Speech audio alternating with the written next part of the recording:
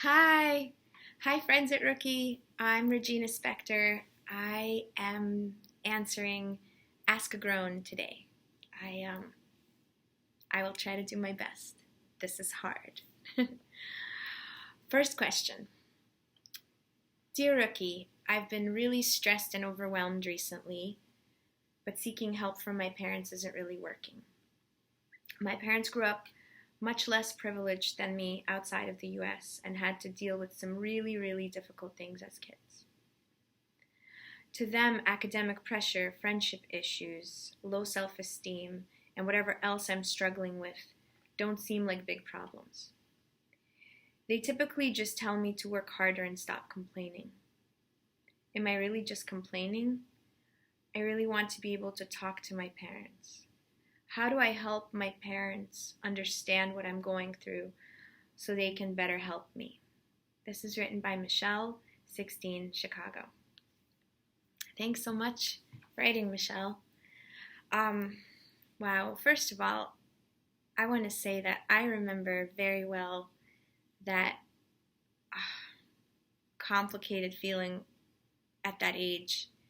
And I truly believe that people do forget with time what it feels like to be 16, and that those things that aren't so big or sort of traumatic on paper, like all the issues that you mentioned, they're giant and they feel very big, and feelings are not quantifiable and we shouldn't judge them because they're valid, and everybody is born into their circumstances, and there are good things that come with that and there are bad things that come with that. But the pain that a person feels inside is not quantifiable. So you can feel as much hardship as your parents did over something that's, a bigger issue, just because you have a soul and you feel what you feel. I think that the thing that parents, especially immigrant parents, want for their children is to have a better life than they did. So a lot of the time they kind of get lost in the logistics of things. They want you to, be fed, sleep enough, wear a good coat when it's cold out. They kind of just go for the minutia of day-to-day life, and they don't really talk about the bigger things and what they consider maybe like, oh, this is a passing phase, or this is, she thinks that this is a bigger thing than it is. And at the same time, all the experiences they went through have made them really wise. So I think if you come to them and you say, I love that you are my parents and I will always be your kid, but I also want to be your friend. And I happen to be living in this time in my life. I'm living under the same roof, and we are all here together, and I want to benefit from your wisdom. Can we talk about these kind of higher things, like philosophical things, how I feel? I want to benefit from your wisdom. I think that if you come at it from that angle and just say to them, I want to benefit from your wisdom now, they will be very glad to be useful, because at that age, I think parents and kids have this giant chasm between them, and they don't really know how to communicate. And parents will feel a great relief to be useful in some way and to be able to help. And if they do say something like, oh, just work harder, you could say, I am, and I want to do all those things, but this is big to me, and I want your support and your advice. I think they will want to help you. Good luck. As I grow older, people are always asking me what I want to be when I grow up, as if I am expected to know. As a teen, I feel like I have to answer that question with confidence and certainty. At the age of 16, how am I meant to answer that question convincingly and without people thinking that I have no direction in life. I have given it lots of thought because I can feel the pressure to have my whole life planned out. Every time someone asks, what do you want to be when you grow up? I become stressed out because I simply don't know what to say. I feel like I'm going to be judged if I haven't figured out what I want to do. Please help me, Molly. Well, Molly, I really remember very vividly my experience with this same question. I actually had a very, very hard time at around your age because I had been playing piano since I was 6, and I had I loved music with my whole heart, and I sort of thought that the only way you can be a musician is to become a classical pianist. That sort of somehow was made clear to me maybe by other people. But by the time I was 15, 16, maybe even 14, I was really in turmoil because I had realized that I wasn't ever going to become a classical pianist. And at the same time, I had never thought of anything other to do with my life. And everybody was constantly asking me, so what are you going to be? What are you going to study? What are you going to do? And I felt such pain and sadness every time someone asked because I was really lost. So, my parents would joke, and my dad would say, you should become a lawyer. You're really good at arguing, or, people would say, you should become, a psychologist. You really love to listen to my problems and give me advice. And I would try and sort of measure all these different things onto myself and imagine it. And none of it fit. I tried to imagine myself as a teacher. I tried to imagine myself, I don't know, a lot of different things. And then, to my luck, I guess, sort of the idea of writing songs got introduced into my life, and I never thought of anything else again. And I do feel like it's very strange that people want teenagers to know what they're going to do with their life. I mean, life it's such a giant, vast pursuit, and I think that people spend so much time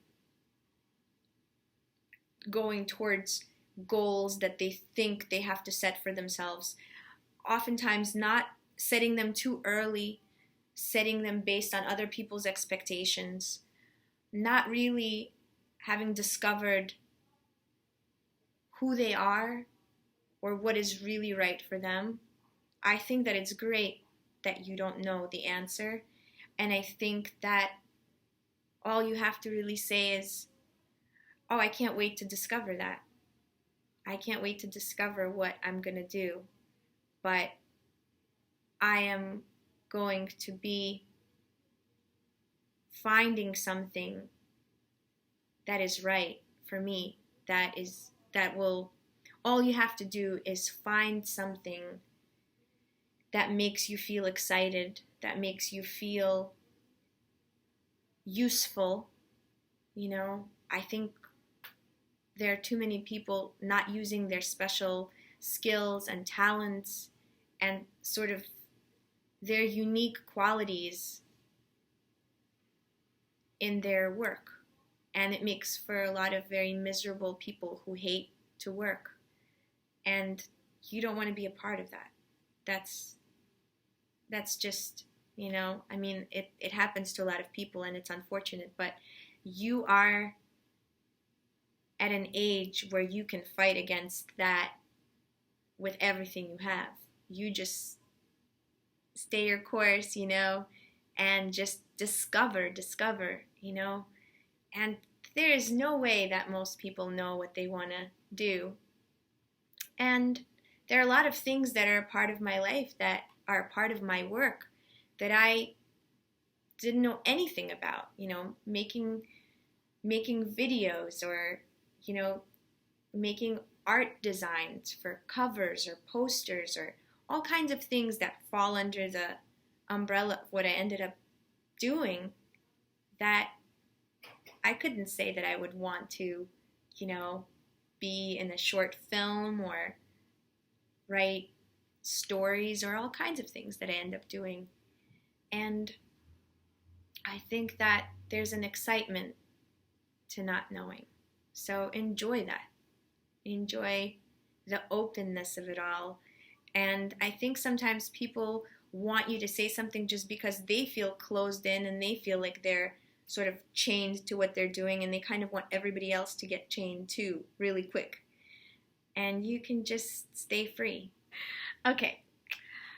I'm a senior, and I found myself with a serious crush on a freshman. We met through extracurriculars and became fairly close friends. Recently, when I jokingly confessed that I'd be into him if we were closer in age, he admitted he had a thing for me. I realized I hadn't been really joking, and now we're talking, but not really talking, and I'm so stressed. This is not a situation I ever imagined myself dealing with, because I've always been adamant about avoiding too large an age gap when dating in high school. I think age becomes less important the older you get. But while in high school, I don't think it's smart for a freshman to date a senior. I graduate in a month, and in 3 months I'll be moving 3 hours away for college. That's a lot of threes. And I really like this guy, but I really don't know if it's something I should pursue. Anonymous. Well, Anonymous, it's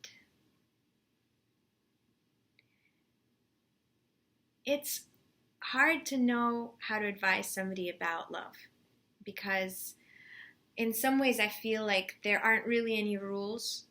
People who sort of start imposing rules, I think it's like trying to contain something absolutely free and chaotic with some kind of a, pre-existing notions about what it should be. I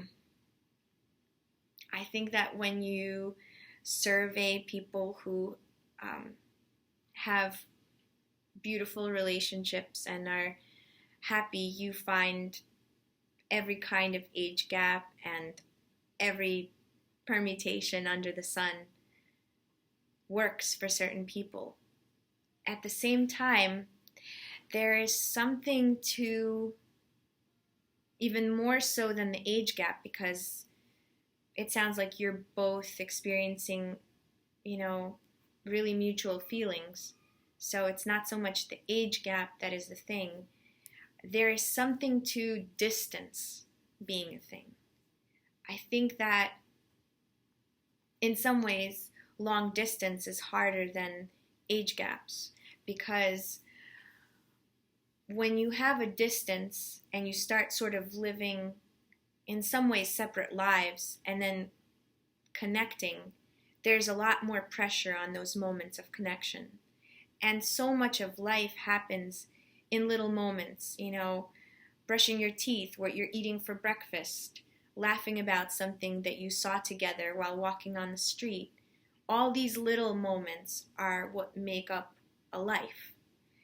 And so I do think that as much as possible, people should try to be together, because then in your relationship you can become almost like these dual processors, where the world goes through you and through your partner, and there's this beautiful thing of that you're not looking at everything through yourself, that you're looking at everything through this lens of love, of the person that you love. And 3 hours is not such a giant distance, but it can prove to be a very big distance at that age. So I think that I think that you should try and do what really feels right for you. But if you do decide to pursue this, really, once you leave, make as much time together as possible to live as much of life in a shared way. Good luck.